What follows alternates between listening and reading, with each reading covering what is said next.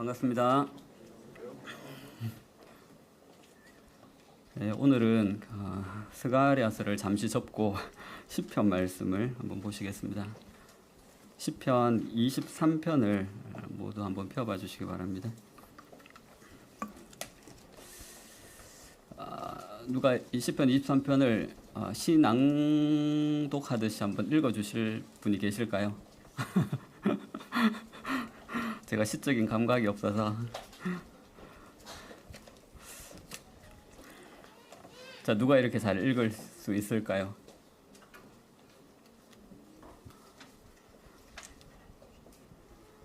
예, 다 포기하고 그냥 같이 읽겠습니다. 시편 23편 우리 같이 한번 읽어보겠습니다. 자, 시작. 여호와는 나의 목자시니 내게 부족함이 없으리로다. 그가 나를 푸른 풀밭에 누이시며 쉴 만한 물가로 인도하시는 도다. 내 영혼을 소생시키시고 자기 이름을 위하여 의의 길로 인도하시는 도다. 내가 사망의 음침한 골짜기로 다닐지라도 해를 두려워하지 않을 것은 주께서 나와 함께 하심이라. 주의 지팡이와 막대기가 나를 안위하시나이다. 주께서 내 원수의 목전에서 내게 상을 차려주시고 기름을 내 머리에 부으셨으니 내 잔이 넘치나이다. 내 평생의 선하심과 인자하심이 반드시 나를 따르리니 내가 여호와의 집에 영원히 살리로다. 오늘 제가 스가랴서를 멈추고 왜 시편 23편 말씀을 가지고 나왔냐면 지난 최정락 교수님께서 1일 말씀 집회 후에 하가에 대해서 말씀하셨지 않습니까? 그러고 난 후에 집에 집사람이 달력을 푹 찢어가지고 시편 23편을 적어서 벽에 붙여놨습니다. 아침에 일어나면 제일 먼저 그거 읽고 나가라고. 선생님들 기억 안 나실 텐데 저도 예전에 이 강단에서 하나님의 말씀을 묵상하는 것의 중요성에 대해서 교제를 했던 적이 있습니다. 그때 말씀을 읊조리는 것에 대해서 말씀을 드렸었거든요. 읊조리는 게 조용한 목소리로 소리를 내서 하나님의 말씀을 계속 되뇌이는 어떤 이런 부분에 대해서 말씀을 교제했었는데 저도 이 교제를 하고 난 후에 잊어버렸고 선생님들도 아마 다 잊어버리셨을 거예요. 근데 최정남 기자님께서 오셔서 말씀을 교제하시는 그 모습을 보면서 문득 제가 교제했던 그 말씀이 생각이 났고 이게 하나님 말씀을 묵상하고 읊조리고 그 말씀을 내 입에 둔다라는 그 말씀이 이렇게 삶 가운데서 실현될 수도 있겠구나라는 그런 생각이 들었습니다. 그래서 벽에 붙어있는 시편 23편을 보면서 한 번씩 소리 내어서 그냥 외우려고 하는 건 아니고요. 그냥 한 번씩 계속 따라 읽었고 또 제가 운전하면서 일을 하다 보니까 잠을 깨우기 위해서나 아니면 또 흘러가는 시간들을 뭐 유튜브나 이런 걸 틀어놓고 그냥 가는 경우들이 많이 있습니다. 시간을 의미 없이 보내는 경우들이 많이 있죠. 그러다 보니까 그 시간을 이제 하나님의 말씀을 그 카운트기 가지고 하나님의 말씀을 시편을 계속해서 그냥 읽는 겁니다. 그냥 읽고 이렇게 시간을 많이 보내게 되었습니다. 그래서 지난 2월 한 달간 제가 가장 많이 생각한 말씀이 시편 23편이었고 가장 많이 읽은 말씀이 23편이었습니다. 그리고 읽다가 보니까 어떤 변화가 생겨났냐면 최정달 형제님께서 말씀하신 것과 똑같아요. 그냥 읽었거든요. 읽다가 보니까 그 말씀의 의미가 묵상되기 시작했어요. 신기하죠? 그냥 말씀이 계속 그냥 읽다가 보니까 그 말씀의 의미가 무엇인지를 저도 모르게 그냥 자연스럽게 생각을 하게 되더라고요. 그리고 또 읽다가 보니까 그 말씀을 생각하다 보니까 또 그 말씀 가지고 제가 또 기도를 하게 되더라고요. 형제님이 말씀하신 그대로 이게 흘러가게 되더라고요. 그래서 이번 한 달 동안 가장 많이 생각한 말씀이기 때문에 이 말씀을 함께 교제했으면 좋겠다라는 그런 생각이 들었고 근데 시편 23편을 처음 대할 때 저는 이 말씀을 좀 제가 알고 있다라고 생각을 했었거든요. 아마 선생님들도 다들 아실 거예요. 근데 제가 알고 있다라고 생각한 그것이 어떻게 보면 이 말씀에 말씀을 깊이 묵상하거나 아니면 연구해서 제가 안다기보다도 시편 23편이 우리에게 주는 어떤 이미지 느낌들이 있거든요. 그 느낌을 제가 내가 이 말씀을 좀 알고 있다라고 생각한 게 아닌가라는 생각을 하게 되었습니다.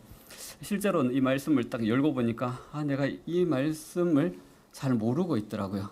그리고 이 말씀을 모른다는 것은 시편 23편에 나타난 하나님이 어떠한 분이신지 하나님의 모습에 대해서 내가 참 모르고 있었구나라는 그런 생각들이 들었습니다.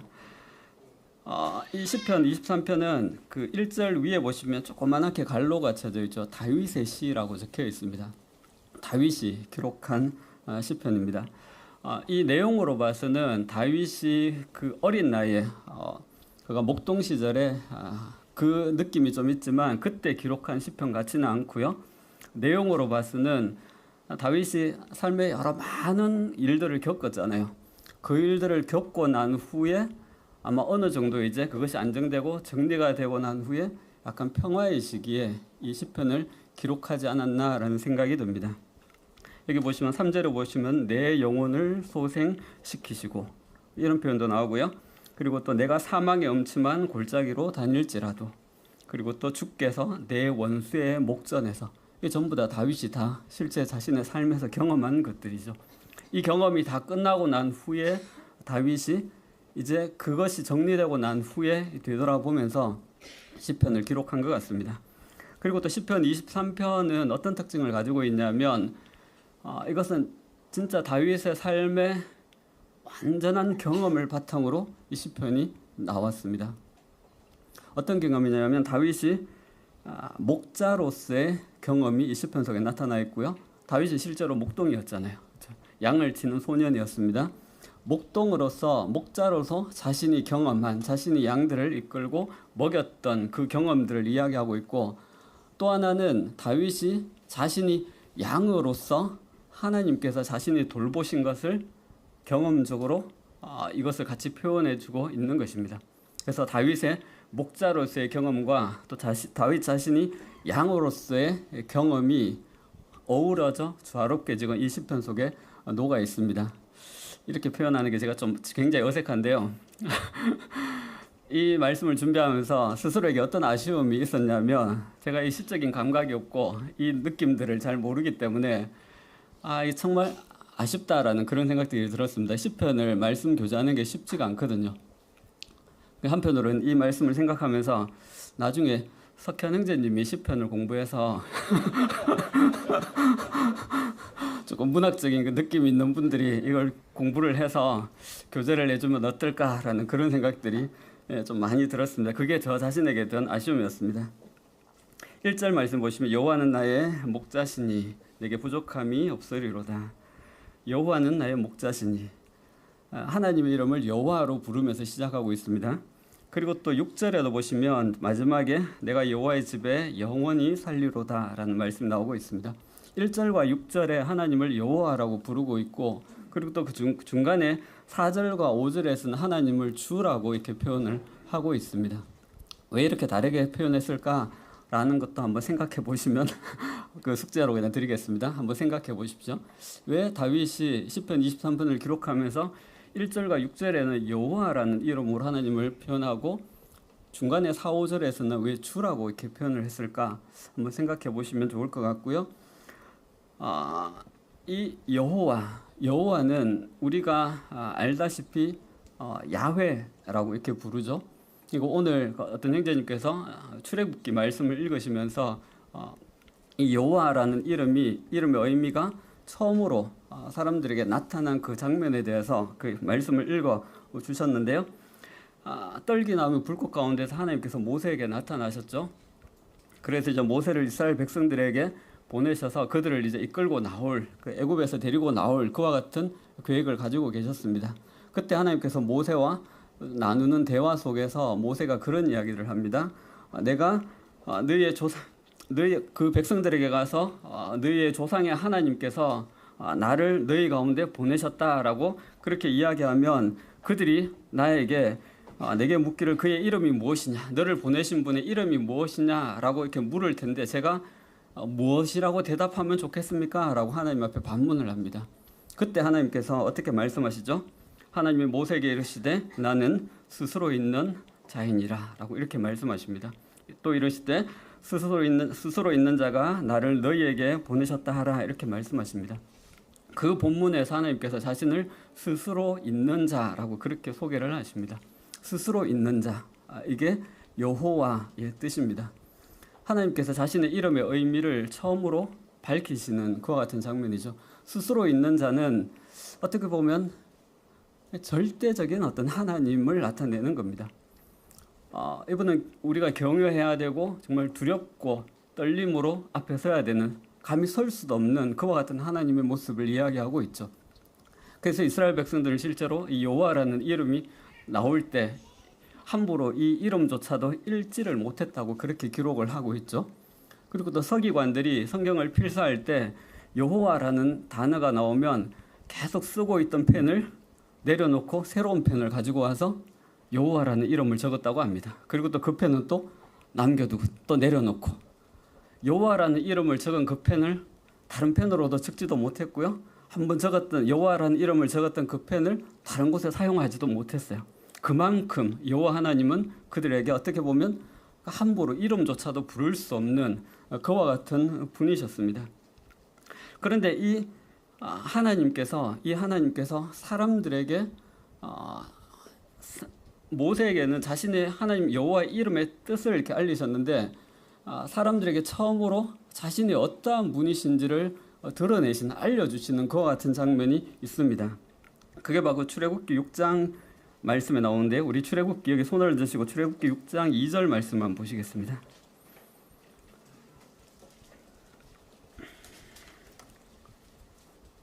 여호와 하나님은 어떻게 보면 우리하고 굉장히 멀리 계신, 우리가 함부로 부를 수 없는 그와 같은 분이시지만 사람들 가운데 다가오실 때는 다른 모습으로 우리에게 다가오십니다. 실제로 이 분야는 우성복 인재님께서 전문가이십니다.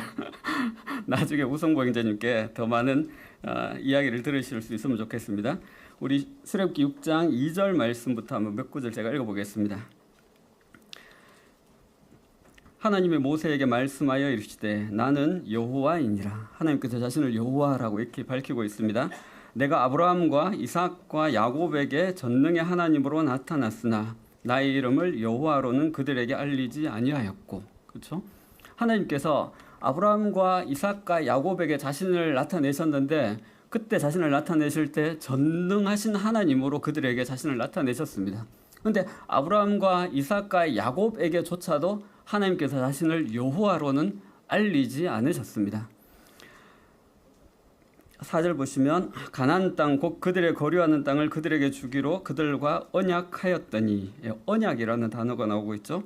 그리고 이제 애굽 사람이 종으로 삼은 이스라엘 자손의 신음소리를 내가 듣고 나의 언약을 기억하노라. 또 언약이라는 단어가 나오고 있죠. 6절 그러므로 이스라엘 자손에게 말하기를 나는 여호와라. 내가 애굽 사람의 무거운 짐 밑에서 너희를 빼내며 그들의 노역에서 너희를 건지며 편팔과 여러 큰 심판들로서 너희를 속량하여 너희를 내 백성으로 삼고 나는 너희의 하나님이 되리니 나는 애굽 사람의 무거운 짐 밑에서 너희를 빼낸 너희의 하나님 여호와인 줄 너희가 알리라. 이 장면이 하나님께서 여호와, 자신이 여호와라는 이름을 이스라엘 백성들에게 알려주시는 그와 같은 장면입니다. 처음으로 자신을 이렇게 계시하는 장면이죠. 우리가 출애굽기 하면 생각나는 게 뭐죠? 홍해가 갈라지는 거잖아요. 홍해가 갈라지고 또 10가지 재앙과 또 유월절 이런 것들이 생각나지 않습니까? 그런데 출애굽기에서 가장 중요한 부분이 어떤 부분이냐면 하나님께서 여호와라는 자신의 이름을 백성들에게 알려주는 그 장면이 어떻게 보면 가장 중요한 그와 같은 내용이라고 할 수가 있습니다. 성경을 보면 하나님께서 자신의 이름을 알려주시는 장면들이 있잖아요. 그냥 하나님께서 성경 한 장에다 자신의 이름을 그냥 쭉 나열해서 자신의 이름을 알려주지 않잖아요. 어떤 사건이나 어떤 사람이나 어떤 상황 속에서 하나님께서 자신의 이름을 알려주십니다. 그런데 하나님께서 자신이 여호와이심을 어떻게 알려주시죠? 출애굽 그 사건을 통해서 자신이 여호와 하나님이심을 백성들에게 알려주고 계신 것입니다. 이 여호와라는 하나님은, 여호와라는 이 이름은 약속과 언약과 관련되어 있는 하나님의 이름입니다. 이 여호와라는 이름이 나올 때는 하나님의 약속과 관련이 되어 있습니다. 거의 모든 학자들이 그 의견에 대해서 동의를 합니다. 우리가 읽었던 이 말씀 속에서도, 출애굽기 말씀 속에서도 언약이 나오고 있잖아요. 약속이 나오고 있잖아요. 그렇기 때문에 이 여호와 하나님은 어떤 분이시냐면 약속을 기억하시는 분이십니다. 하나님께서 아브라함과 이삭과 야곱에게 하신 그 약속을 기억하시는 하나님이십니다. 그리고 또 그 약속을 지키시는 하나님이시고요. 또 그 약속을 이루어 가시는 그 하나님이 여호와 하나님이십니다. 그 하나님께서 백성들에게 이제 자신의 모습을 이렇게 나타내고 계시는 것이죠. 그 여호와 하나님은 어떻게 보면 우리의 삶에 우리에게 하신 약속을 기억하시고 또 지키시고 이루시는 그와 같은 분으로 우리의 삶에는, 인생들에게는 그렇게 다가오고 계시다는 사실입니다.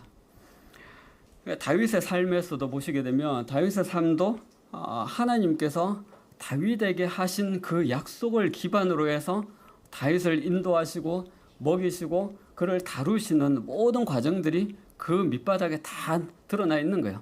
어떻게 보면 다윗의 삶에서 하나님께서 다윗에게만 하신 약속이 아니라 그 이전에 요셉과 또 그 이전에 모세와 또 아브라함에게 하신 그 약속을 기억하시고 다윗의 삶에서도 하나님께서 약속하신 그 약속을 기억하시고 그 약속을 실현해 나가시는 이와 같은 모습을 우리에게 보여주고 있는 것입니다.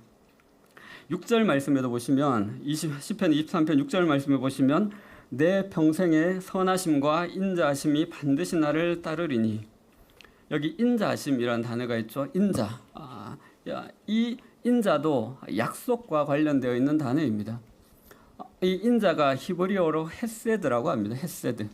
우리가 전에 배웠다시피 헤세드는 약속에 기초한 하나님의 사랑을 헤세드라고 이야기합니다. 그 성경에는 이게 인자라고도 표현되고요, 인애라고도 표현되고요, 사랑이라고도 이렇게 표현됩니다.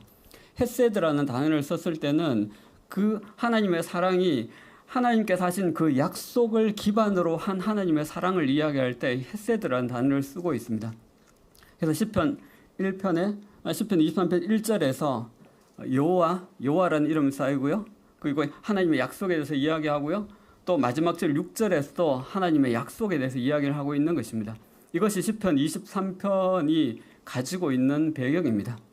우리가 이 하나님 약속을 기억하시고 또 약속을 지키시고 또 이루시는 그 하나님을 기반으로 해서 시편 23편을 보게 되면 시편 23편이 우리가 전에 한번 그냥 쑥 읽고 지나갔을 때와는 또 다른 어떤 교훈이나 또 묵상들을 하게 되는 것 같습니다. 하나님이 우리를 인도하시는 모든 과정들이 하나님의 약속과 관련되어 있습니다. 여호와 하나님께서 우리의 삶을 이끌어가고 계시는 것입니다. 이것이 시편 23편의 배경입니다. 이것은 다윗의 삶의 배경이기도 합니다. 다윗에게 하신 그 약속을 기억하시고 그 약속을 지키시고 그 약속을 이루어 가시는 하나님께서 다윗의 삶에 관여하시고 찾아오시고 다윗의 삶을 이끌어 가시는 것입니다. 우리의 삶도 마찬가지겠죠. 우리의 삶도 하나님께서 우리에게 하신 그 약속을 기반으로 해서 우리의 삶에 다가오시는 것입니다. 그리고 하나님께서 약속하신 그 약속을 따라서 우리의 삶을 이끌어 가시는 것입니다. 또 하나님께서 약속하신 그 약속을 지키시고 이루어 가시는 그 과정들이 우리의 삶에 쭉 해서 계속해서 연결되어 가고 있는 것입니다. 여호와는 나의 목자시니 내게 부족함이 없으리로다. 여호와는 자신이 하신 약속을 기억하시고 지키시고 이루시는 하나님이시니 그 하나님이 우리의 목자가 되시죠. 그렇기 때문에 뒤에 어떻습니까? 내게 부족함이 없으리로다. 이 말씀이 이렇게 자연스럽게 연결이 되는 것입니다. 여호와는 나의 목자시니, 하나님 자신을 목자라고 이렇게 소개하고 있습니다. 하나님 어떤 목자실까요? 성경에 목자의 세 부류가 나옵니다. 거짓 목자도 나오고요. 거짓 목자도 있습니다. 고의적으로 속이고 해를 끼치는 그와 같은 목자들이 있고요. 사꾼 목자들도 있죠, 그렇죠? 월급쟁이 목자들이 있습니다. 돈을 받고 일을 하는 목자들이 있습니다. 책임은 안 집니다. 어떤 짐승들이나 아니면 해를 끼치는 어떤 일들이 있을 때 양들을 내버려 두고 자기가 먼저 살려고 도망가는 이와 같은 사꾼 목자들도 이 성경은 이야기하고 있습니다. 그리고 또 어떤 목자가 나오죠? 선한 목자에 대해서도 이야기를 하고 있습니다. 그래서 좋은 목자에 대해서도 이야기하고 있습니다. 이 선한 목자는 양들에게 마음을 쏟고 있죠. 그리고 양들에게 어떻게 보면 진심인 그와 같은 목자라고 할 수 있죠. 우리 하나님은 어떤 목자이실까요? 우리에게 그렇죠. 선한 목자이시죠. 우리에게 진심이신 분이십니다. 요한복음 보시면 선한 목자 나는 선한 목자라. 선한 목자는 양들을 위하여 목숨을 버리거니와. 그렇죠. 하나님은 선한 목자이십니다. 우리를 위해서 자신의 목숨까지도 내어주시는 그 선한 목자이십니다. 그분께서 어때요? 우리에게 하신 약속을 기억하시고 또 약속을 지키시고 이루시는 그와 같은 분이신 것입니다.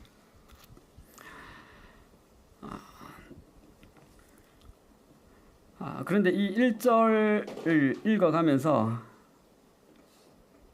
진도가 잘 안 나가더라고요. 내게 부족함이 없다라는 그 표현에서 그 말씀에서 이게 진도가 잘 안 나가더라고요. 이게 잘 안다고 내가 생각하고 있던 말씀이었던 것 같은데 너무 생소하게 느껴지는 거예요. 내게 부족함이 없다는 게 이게 도대체 무슨 말이지? 이게 어떤 의미지? 내게 부족함이 없다는 게? 왜냐하면 제 삶에는 부족함이 많거든요.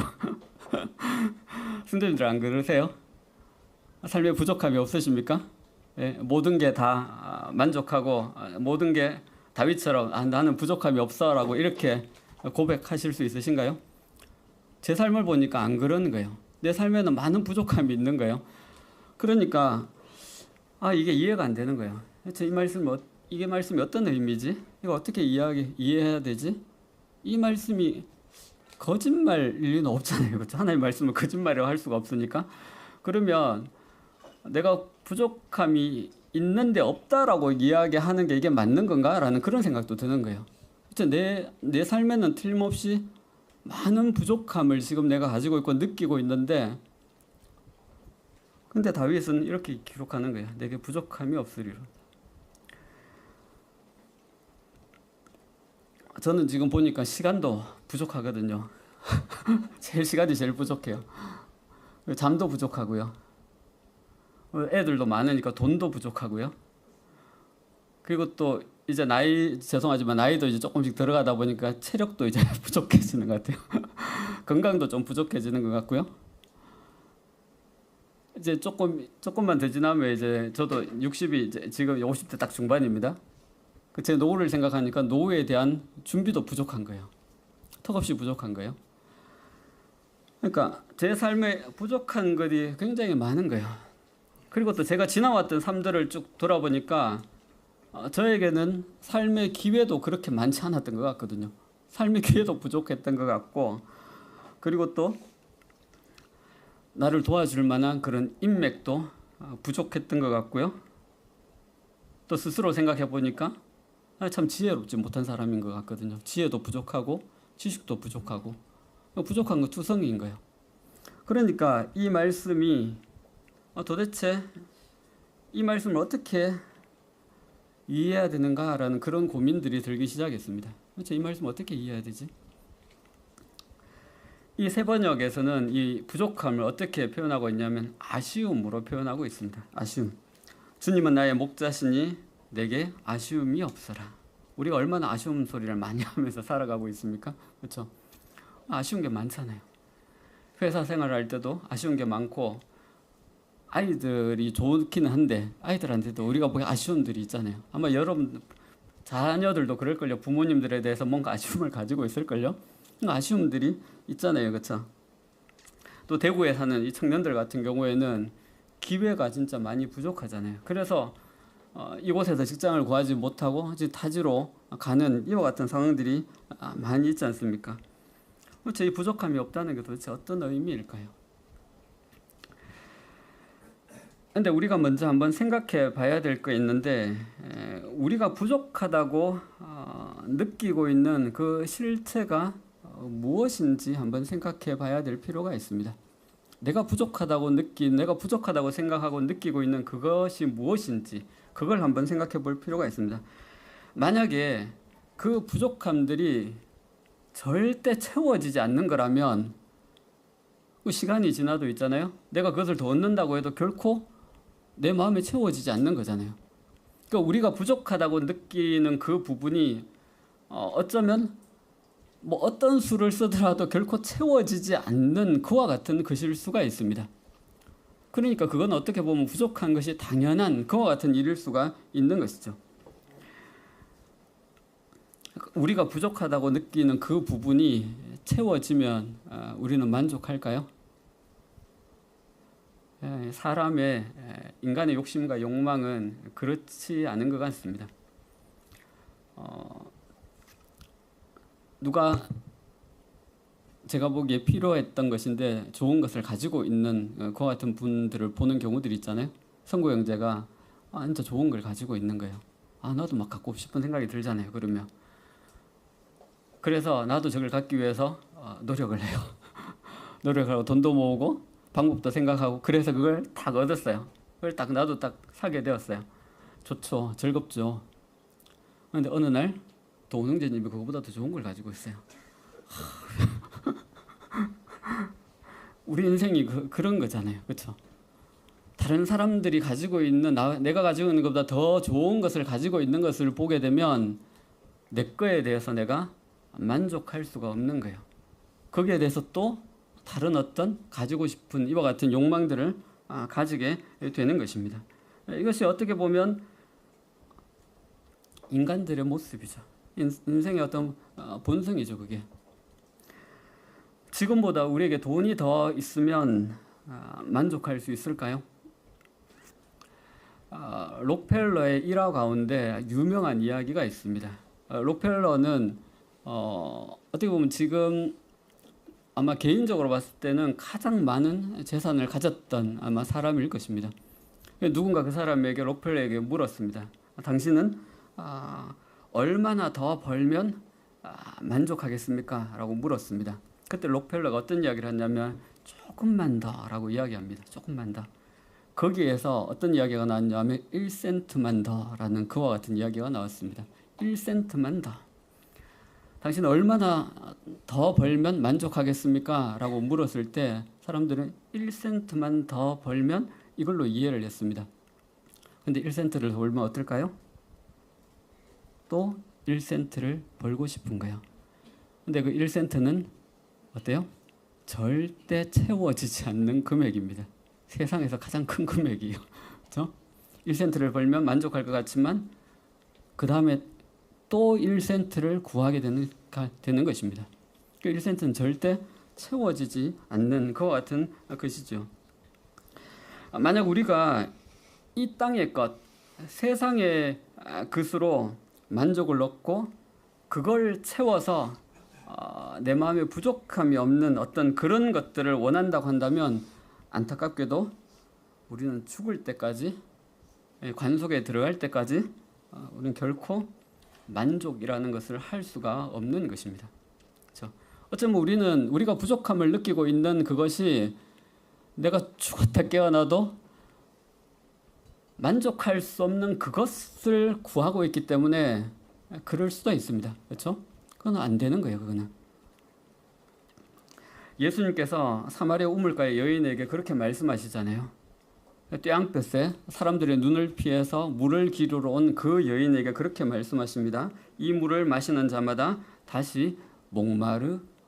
그렇죠? 이 물을 마시는 사람은 다시 목마른 거예요.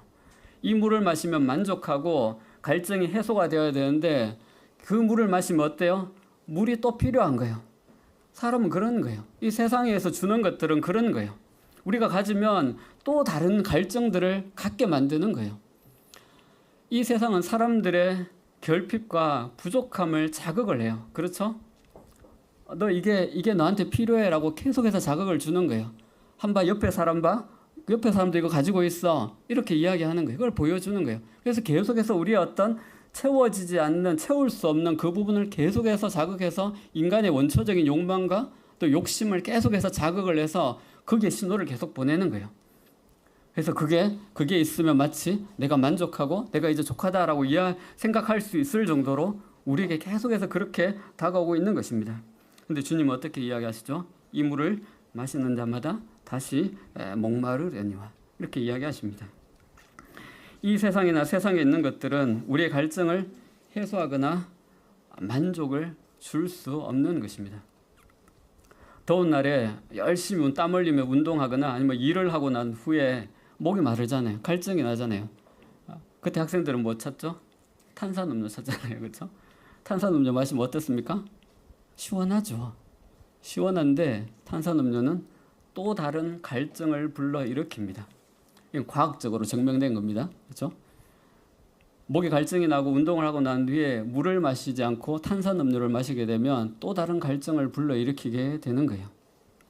그 전도서에서도 그렇게 말씀하십니다. 은을 사랑하는 자는 은으로 만족함이 없고 풍요를 사랑하는 자는 소득으로 만족하지 아니하나니. 만약 우리가 세상이나 세상에 있는 것으로 만족을 구했다면 그것은 부족함을 느끼는 것이 어떻게 보면 당연한 그와 같은 일일 것입니다. 왜요?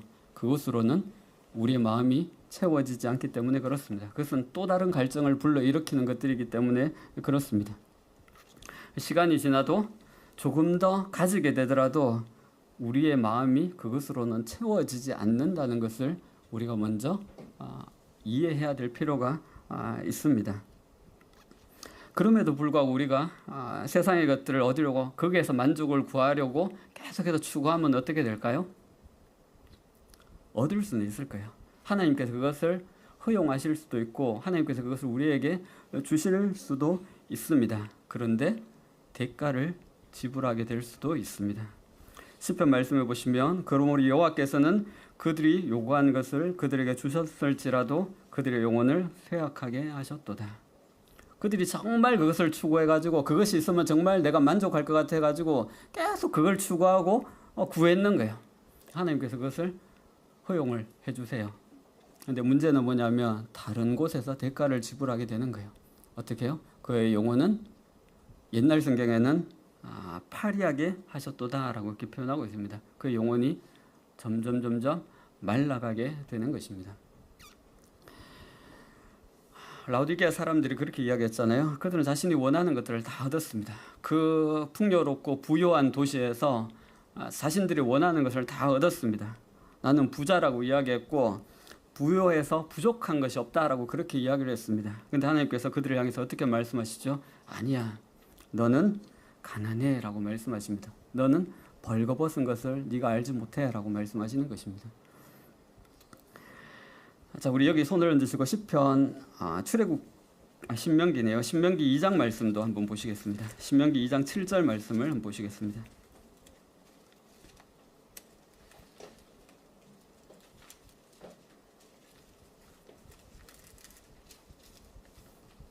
신명기 2장 7절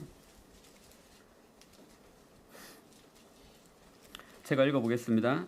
내 하나님 여호와께서 내가 하는 모든 일이 내게 복을 주시고 내가 하는 모든 일에 내게 복을 주시고 내가 이 큰 광야에 두루 다님을 알고 내 하나님 여호와께서 이 40년 동안을 너와 함께 하셨으므로 네게 부족함이 없었느니라 하시기로.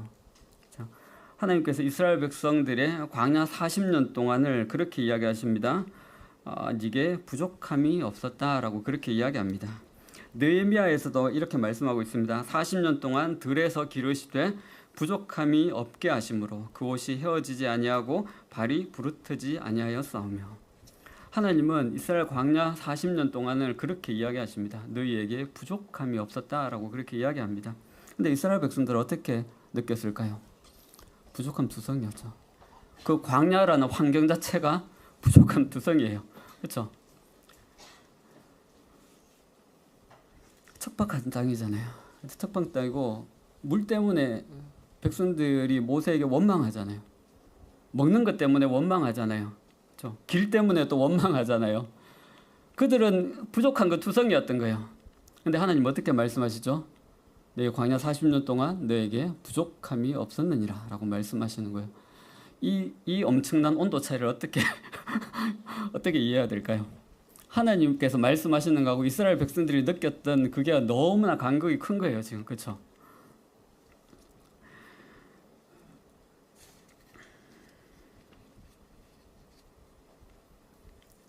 어쩌면 하나님께서 그렇게 말씀하실 수 있습니다. 어쩌면 지금 내 삶에 대해서 하나님께서 부족함이 없다라고 이렇게 말씀하실 수가 있습니다. 그런데 우리는 어때요? 그냥 부족한 거 투성인데요? 이렇게 느낄 수가 있습니다. 한번 다르게 한번 생각해 보시죠. 우리에게 있는 부족함, 결핍이 꼭 나쁜 거라고만 할 수가 없습니다. 그렇죠?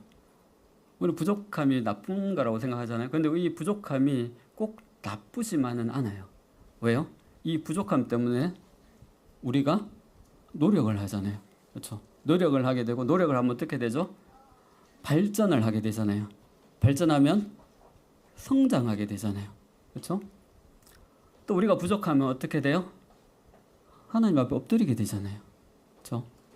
그 부족함 때문에 하나님의 도움을 구하게 되고 하나님 앞에 나아가게 되잖아요. 부족함이 우리에게 꼭 나쁘다라고만 이야기할 수 없는 부분들이 있는 것입니다. 이 부족함은 어쩌면 우리를 성장하게 만들고요. 우리가 하나님 앞에 나아가도록 하고요. 하나님을 찾도록 하는 그와 같은 것으로 우리에게 작용을 하는 경우들이 있는 거예요. 그렇기 때문에 만약 우리에게 이런 부족함, 결핍이 없었더라면 그 결핍이 뭐 외적으로 가진 것이든 아니면 우리의 심적인 이와 같은 것이든 아니면 그것이 어떤 환경적인 그와 같은 결핍이든 이 결핍, 부족함이 없었더라면 우리가 하나님 앞에 나아갔을까요? 아마 그렇지 않을 거예요. 성경은 그렇게 이야기합니다. 건강한 사람들은 의사를 찾아가지 않아요. 그렇죠?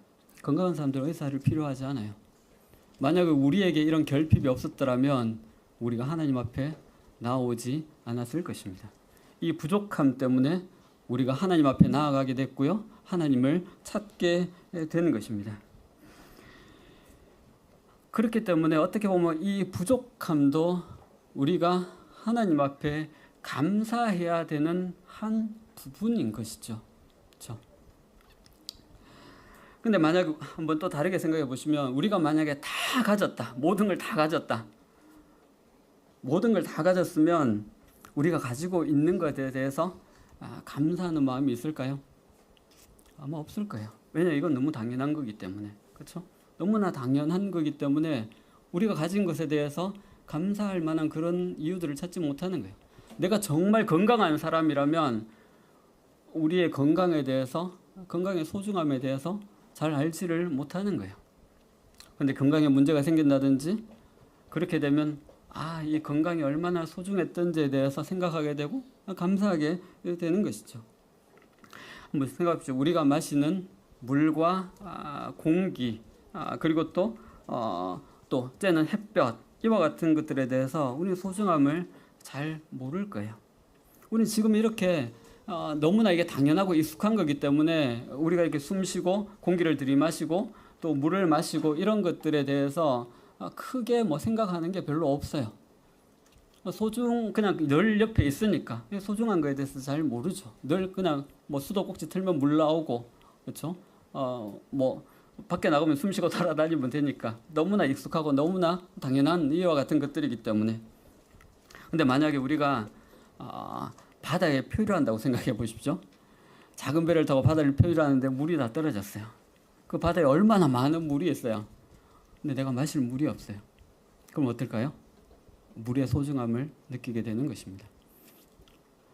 우리 미세먼지 때문에 맑은 공기가 얼마나 중요한지에 대해서 우리는 매일매일 느끼고 있잖아요. 그렇죠? 우리의 부족함 때문에 우리가 익숙하고 당연하다고 느끼는 그와 같은 부분들에 대해서 하나님 앞에 감사하는 이와 같은 마음들을 갖게 되는 것입니다.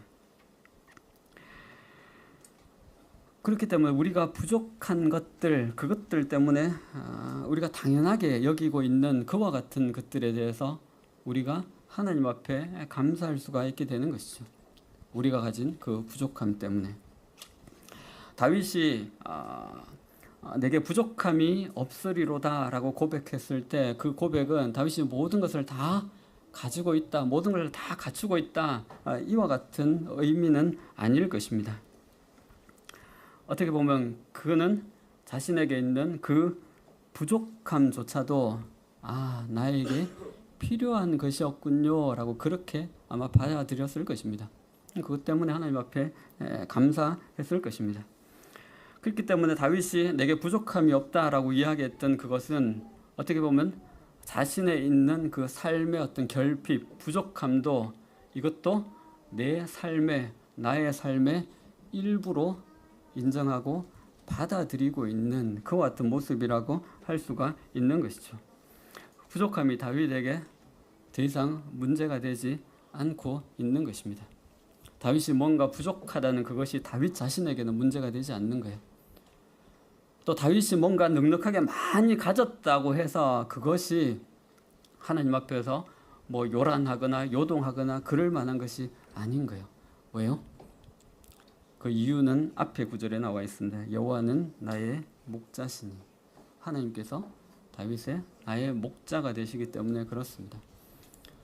하나님께서 자신에게 하신 그 약속을 기억하시고 그 약속을 지키시고 이루시는 분이시고 이분이 나에게 진심이신 그와 같은 나의 목자이시기 때문에 다윗은 그렇게 고백하는 것입니다. 나에게서록 내가 모든 것들을 갖추지 않고 있다 할지라도 사람들이 보기에는 객관적으로 보기에는 부족함들이 눈에 보인다 할지라도 다윗 자신에게는 그것이 문제가 되지 않고 있는 것입니다.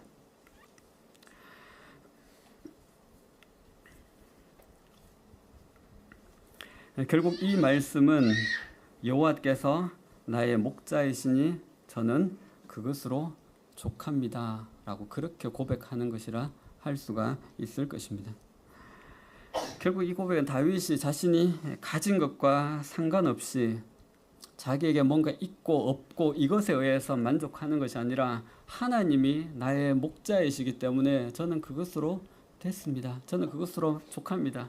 하나님이 저의 목자이신데 제가 뭐가 더 필요하겠습니까? 라고 그렇게 고백하고 있는 것입니다. 다윗은 하나님으로 만족하고 있는 것입니다. 이것이 성경에 나오는 하나님의 사람들의 일관된 고백입니다. 그렇지 않나요? 하나님의 사람들은 계속해서 일관된 이와 같은 고백들을 하고 있는 것입니다. 무화과 나무 잎이 마르고 포도 열매가 없으며 감람나무 열매 거치고 논밭에 식물이 없어도 우리의 양떼가 없으며 외양간 송아지가 없어도 그 모든 것들이 없다 해도 어떻습니까? 난 여호와로 인해 즐거워하고 기뻐하는 것입니다. 왜요? 그 하나님께서 나의 목자가 되시기 때문에 그런 것입니다.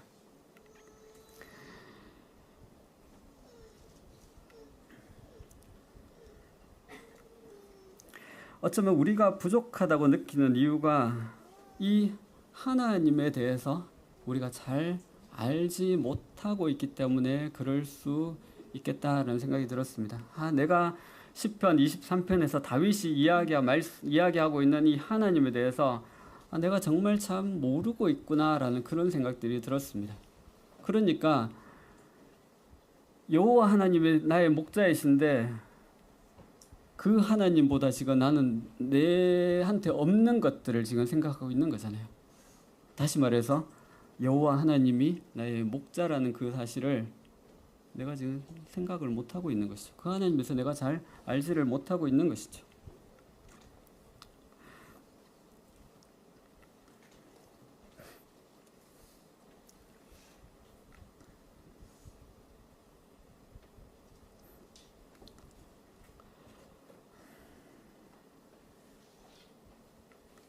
그리고 또 어떻게 보면 우리가 부족함을 느끼는 이유가 그 하나님께서 나의 목자가 아니시기 때문에 그럴 수가 있습니다. 내 삶에서. 저 집사람한테 처음 시편 23편을 읽고 그렇게 이야기했거든요. 여호와는 나의 목자시 내게 부족함이 없으리로다. 나는 부족한 게 너무 많은데 이렇게 이야기하니까 집사람이 대뜸 하는 말이 하나님이 당신의 목자가 아니신 모양이죠. 이렇게 이야기하더라고요. 내 삶을 내 삶의 목자가 나 자신이고 내 삶을 이끌어가는 것이 다른 것이라면 우리의 삶의 부족함을 우리가 느끼고 생각할 수가 있는 것입니다. 2절부터는 여호와 하나님께서 목자로서 다윗의 삶에 어떻게 행하셨는지를 기록하고 있습니다. 2절부터 이 마지막 절까지를 쭉 보게 되면 다윗이 이렇게 고백할 수밖에 없는 이유를 알게 됩니다. 여호와는 나의 목자시니 내게 부족함이 없으리로다. 왜 다윗이 부족함이 없다라고 고백할 수밖에 없는지 2절과 6절까지의 말씀을 쭉 묵상해 보시면 그 이유를 알게 됩니다. 하나님이 다윗에게 이런 분이시기 때문에 다윗은 이렇게 고백할 수밖에 없겠구나 라는 것을 알게 됩니다. 아쉽지만 저는 여기까지 해야 될 것 같습니다. 이건 숙제로 한번 남겨드리겠습니다. 아까 말씀드렸죠. 다윗의 목자로서의 경험과 다윗이 하나님의 양으로서의 경험이 2절부터 그리고 또 6절까지 함께 섞여 있습니다. 오버랩되어 있습니다. 조화를 이루고 있습니다.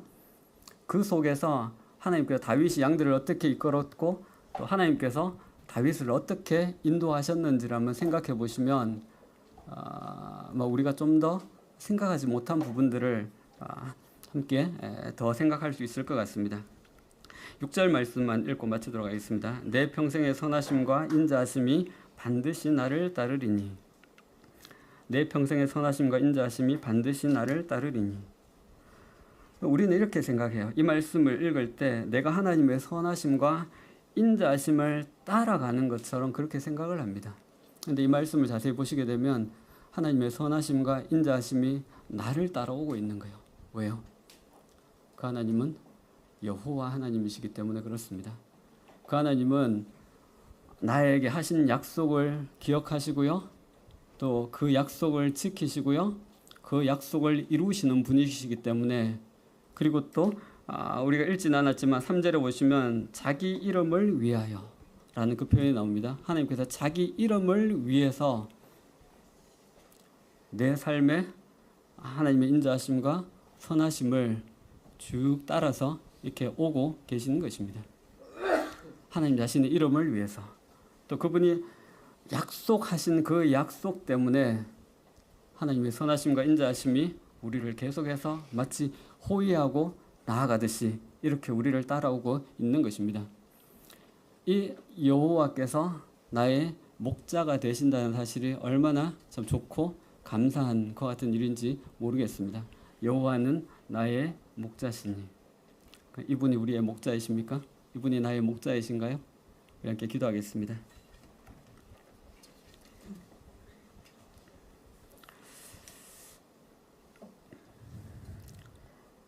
아버지 하나님, 우리는 우리의 자신과 우리의 삶을 바라보면서 우리에게 없는 것들과 부족한 것들을 자주 생각하는 것 같습니다.